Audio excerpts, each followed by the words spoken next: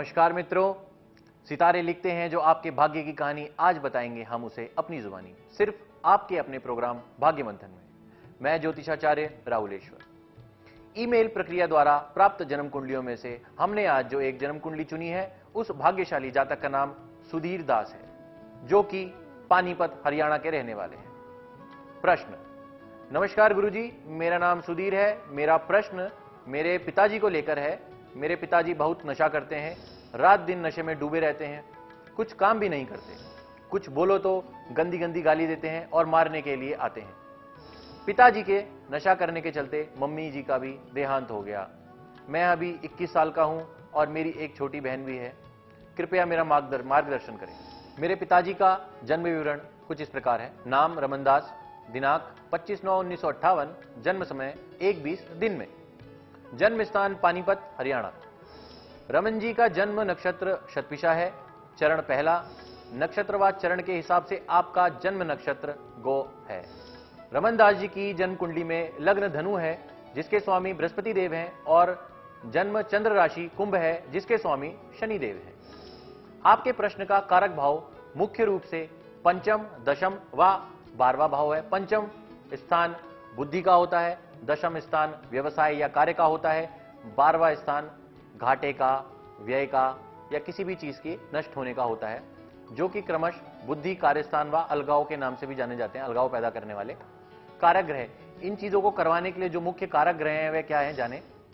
सूर्य, राहु, शनि अकेला ही, शनि राहु आदि।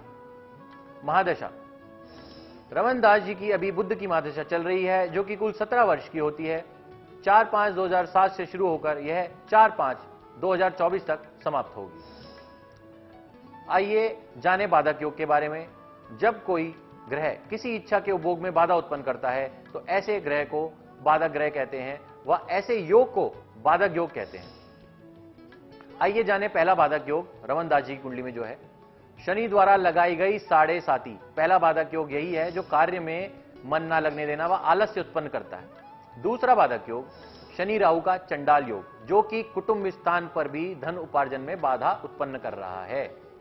तीसरा, आपकी कुंडली में कुलिक नामक कालसर्प दोष है। यह पितृ दोष भी दर्शाता है, अर्थात यह जो योग है वह पितृ दोष का भी एक कारक है। ऐसे समय पे भी किसी व्यक्ति को जो कार्य वह कर रहा है उसमें मार्ग नहीं मिलता। अगर वह नौकरी ढूंढने जाता है तो नौकरी नहीं मिलती, किसी भी जगह पर मतलब कार्य नहीं बनते।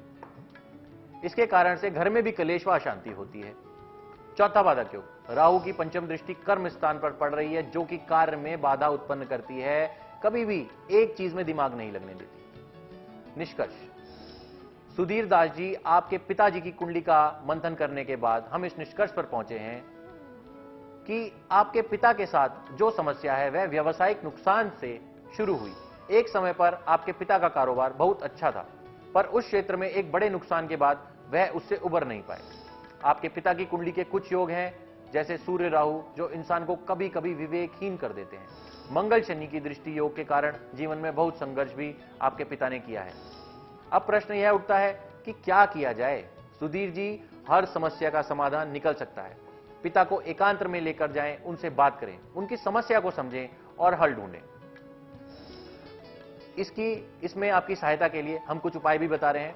अगर ये उपाय सीधा रमन दास जी करें तो बहुत अच्छा होगा। अगर वह ना कर पाए तो आप भी कर सकते हैं।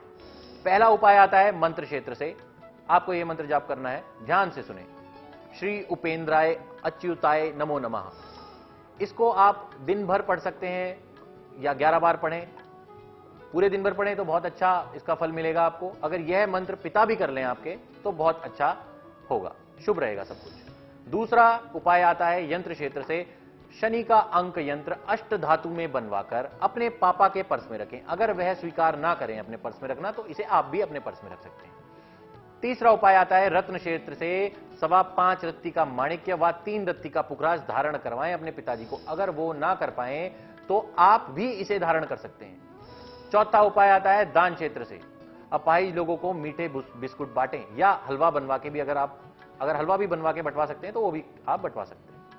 पांचवा उपाय आता है पूजा व अनुष्ठान से। सरस्वती पूजन व मंत्र जाप करें। घर के पूजा स्थान पर सरस्वती जी का प्यारा सा चित्र लगाएं व उसका रोज पूजन करें। छठा उपाय आता है आपका जर्नल, जो भी व्यक्ति अभी हमारे प्रोग्राम को देख रहा है और उनके घर में भी कोई ऐसा रोगी भी कह सकते हैं या इस समस्या से पीड़ित व्यक्ति है जो नशा बहुत करते हैं किसी भी रूप का, तो वो भी इस उपाय को कर सकते हैं। उपाय इस प्रकार है, भैरव बाबा को 4 मुखी सरसों के तेल का दिया शनिवार को चढ़ाएं। दोस्तों, भाग्य मंथन में हर रोज हम एक जन्म कुंडली का मंथन करते हैं व अंत में उनकी समस्याओं का उपाय बताते हैं। यदि आपकी समस्या भी बताई गई जन्म कुंडली जैसी हो तो आप भी इन अचूक व सटीक उपायों का प्रयोग कर सकते हैं और अपने जीवन में उसका लाभ उठा सकते हैं। या फिर जन्म कुंडली के विस्तृत रूप से मंथन के लिए हमारे टीवी स्क्रीन पर चल रहे ईमेल या मोबाइल नंबर पर अभी संपर्क कर सकते हैं। आज के लिए इतना ही। कल फिर मिलिए मुझसे भाग्य मंथन में और बदलें अपना भाग्य मेरे साथ। नमस्कार, आपका दिन शुभ व मंगलमय हो।